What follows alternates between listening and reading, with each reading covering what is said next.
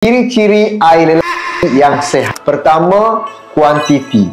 Secara normal, jumlah air lelaki semasa ejakulasi antara 3 hingga 5 ml. Yang kedua, warna dan juga tekstur. Warna biasanya putih susu dan teksturnya kenyal seperti putih telur.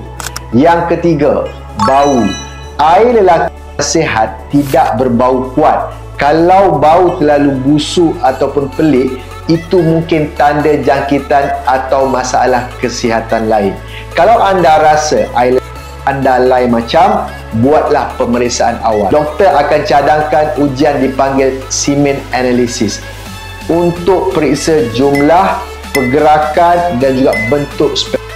Nak tahu air lelaki sihat atau tidak? Jumpa doktor, jangan teka-teka sendiri. Jangan lupa untuk join live kongsi rezeki di TikTok Dr. Samhan pada malam ini jam 10 malam. Jumpa nanti.